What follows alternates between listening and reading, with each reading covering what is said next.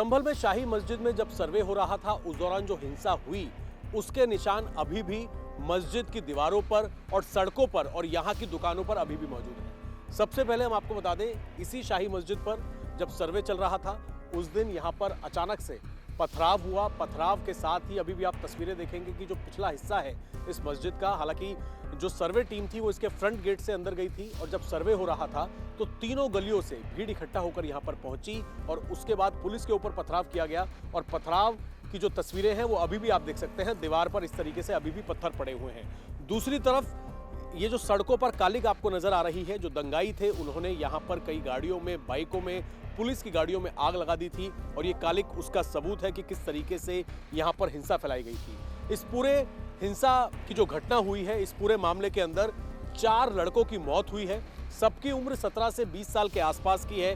4 लोगों की मौत हुई है और ये बताया जा रहा है, पुलिस की तरफ से जो जानकारी दी गई है कि पुलिस ने रबड़ बुलेट से फायर किया था, लेकिन जो पोस्टमार्टम रिपोर्ट आई है उसमें किसी देसी तमंचे से गोली लगने की बात कही जा रही है। जो बुलेट का बोर है वो पुलिस की पिस्टल का नहीं बताया जा रहा है। दूसरी तरफ हम आपको दिखाएं कि इस तरीके से जो बुलेट के निशान हैं, ये इलाका है बिल्कुल जो शाही मस्जिद है उसके पास कोट गरबी ये इलाका है संभल में।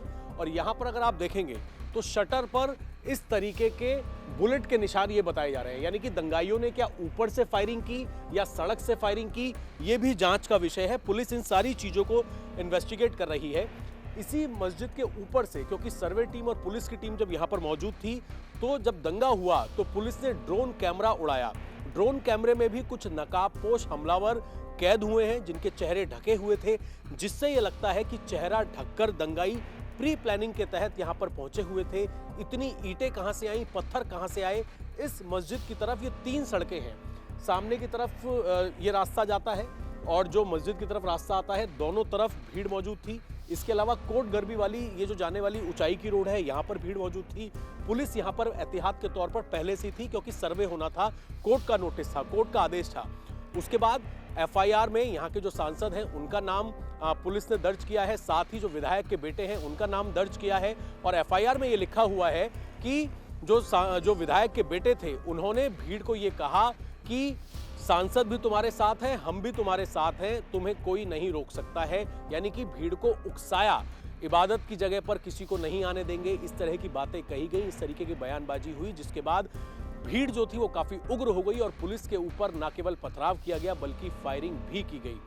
इस पूरे मामले के अंदर पुलिस ने 25 लोगों को गिरफ्तार कर लिया है, उनको जेल भेजा गया है और अब जो वीडियो कैमरे में जितने चेहरे, नकाबपोश चेहरे दर्ज हुए हैं, कैद हुए हैं, उनकी पहचान की जा रही है और उनके खिलाफ सख्त कार्रवाई की तैयारी इस वक्त संभल पुलिस कर रही है। जिस तरीके से संभल में मस्जिद के अंदर सर्वे के दौरान हिंसा हुई, न केवल पत्थरबाजी हुई बल्कि पत्थरबाजी के अलावा फायरिंग की गई। इस पूरे मामले के अंदर जहां 4 लोगों की मौत हुई है तो वहीं एक पुलिसकर्मी के पैर में भी गोली लगी है, एक पुलिसकर्मी के पैर में छर्रे लगे हैं, 20 से ज्यादा पुलिसकर्मी भी इस पूरी हिंसा में घायल हुए हैं। सवाल ये उठ रहा है कि क्या दंगाइयों की मंशा थी यूपी के मुख्यमंत्री योगी आदित्यनाथ के साथ एक मिनी युद्ध करने की? कोई साजिश तो नहीं रची जा रही थी? क्योंकि भीड़ इन तीनों गलियों में पहले से मौजूद थी, पहले से ईंटों का इंतजाम कर लिया गया था। ईंट यहां पर इतनी सारी कहां से आई?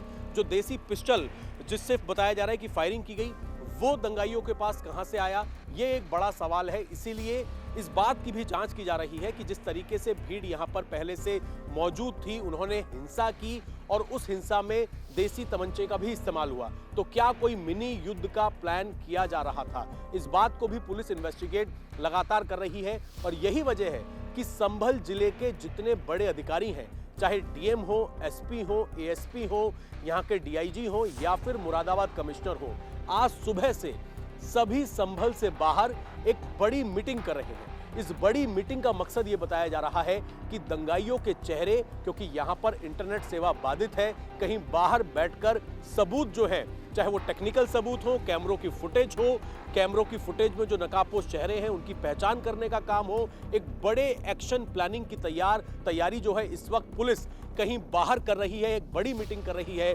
ताकि इन दंगाइयों को सबक सिखाया जा सके और इनके खिलाफ सख्त कार्रवाई की जा सके। कैमरामैन अमित ठाकुर के साथ अभय पराशर, इंडिया टीवी, संभल।